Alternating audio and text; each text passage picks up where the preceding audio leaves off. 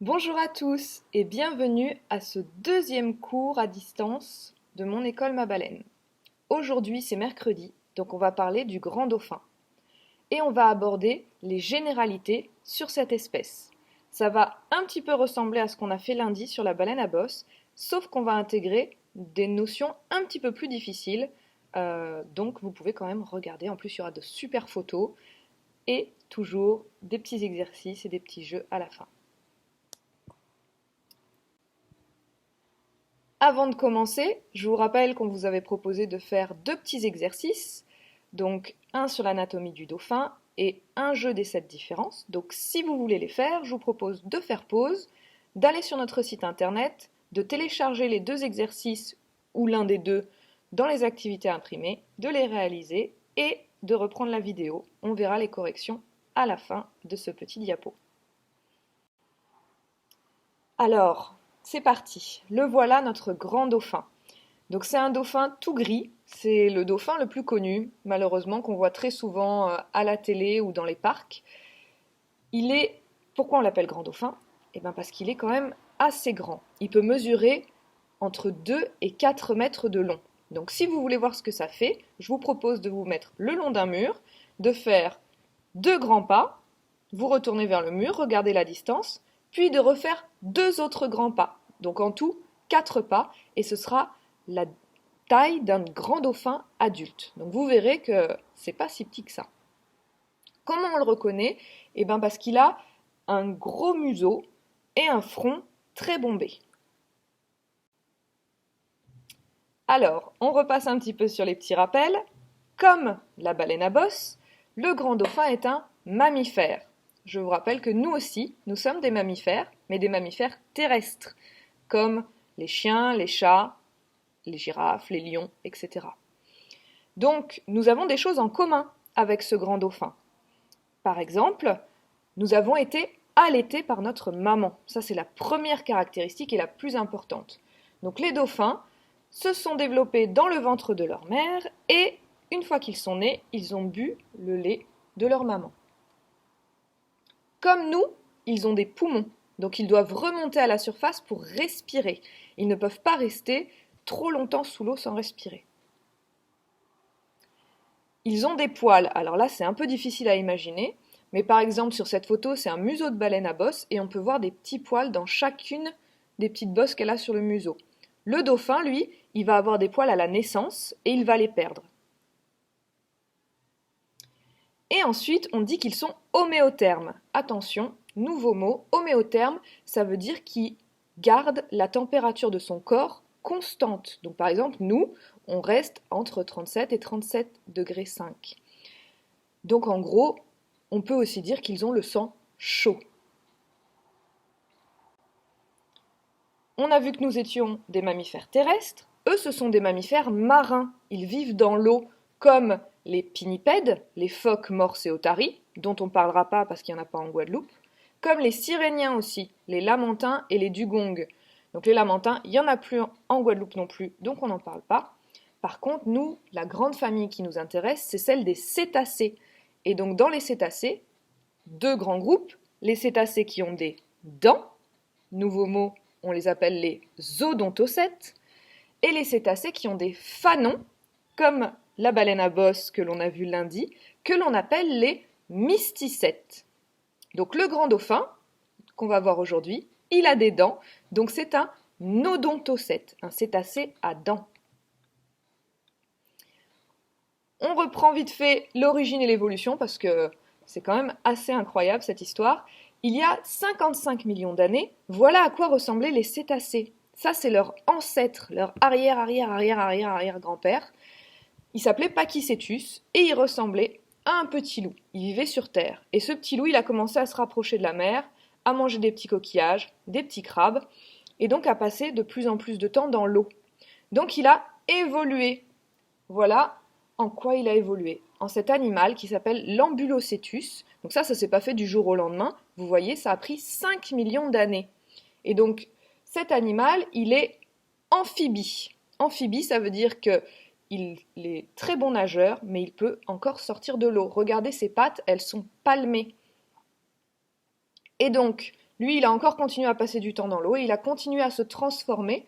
Voilà une autre forme de l'évolution, le durodon, qui lui, par contre, est totalement aquatique. D'ailleurs, on voit qu'il a déjà, sa queue est devenue une nageoire, qu'il a une nageoire aussi sur le dos, on va revoir son nom après, que ses pattes se sont raccourcies, etc. Et donc lui, il était tout le temps dans l'eau, il a continué à évoluer et il a donné les 84 espèces de cétacés que l'on connaît aujourd'hui. Donc lundi, on a parlé de la baleine à bosse, aujourd'hui du grand dauphin, et les vendredis, je vous rappelle que ce sera la présentation de cétacés mystères, donc l'occasion d'en découvrir d'autres espèces. On passe à l'anatomie du grand dauphin. Donc vous allez voir, c'est assez similaire à la baleine à bosse, sauf que pas mal de choses n'ont pas la même forme. Donc par exemple, ça, on l'avait vu lundi, c'est la nageoire dorsale, qu'on appelle aussi l'aileron.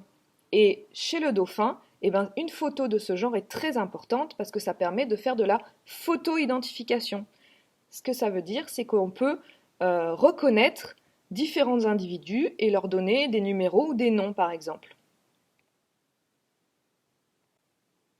Ici, donc c'est la bouche, qu'on peut aussi appeler le bec ou le rostre. On voit bien sur cette photo toutes les petites dents du dauphin. Donc c'est bien je vous le rappelle, odontocète. Ici, c'est la nageoire caudale, qu'on peut aussi appeler la queue, qui lui sert à avancer. Est-ce que vous savez comment nage un cétacé?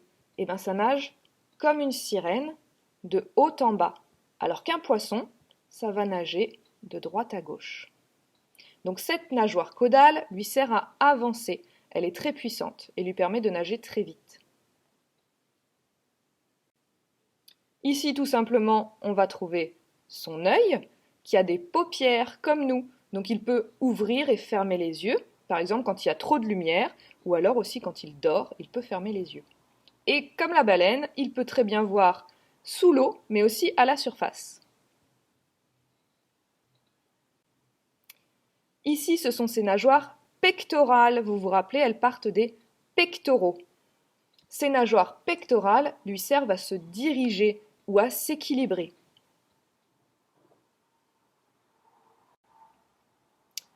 Et là, nouveauté, ou pas, sur sa tête, on a une seule narine cette fois, que l'on appelle un évent. Donc là, on le voit très bien sur cette photo.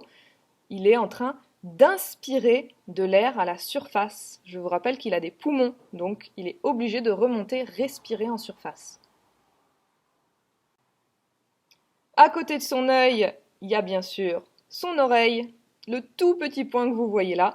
Donc de chaque côté de sa tête, un petit trou qui lui sert à entendre et il entend même mieux que nous sous l'eau.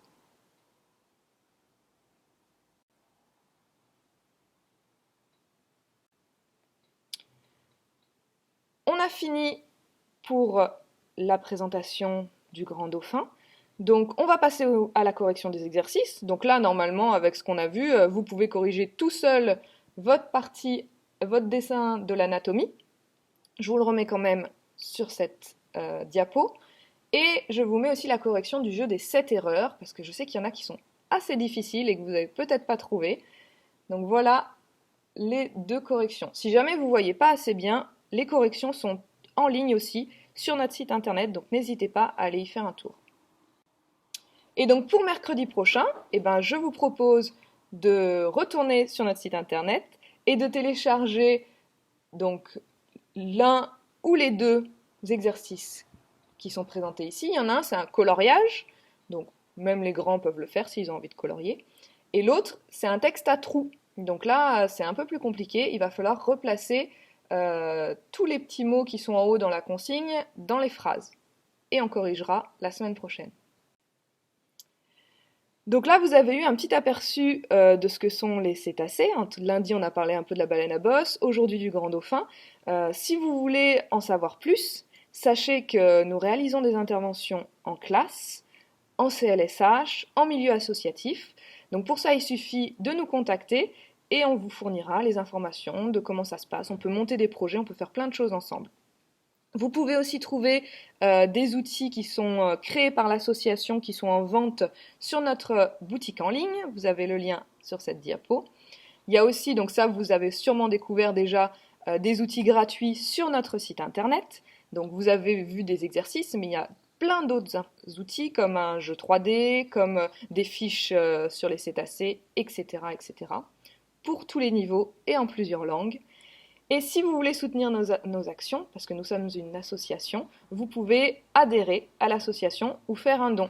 Pareil, je vous ai mis tous les liens dans cette diapo. Donc je vous remercie d'avoir participé à ce deuxième petit cours à distance. Je vous dis à vendredi pour découvrir un cétacé mystère. Bonne journée!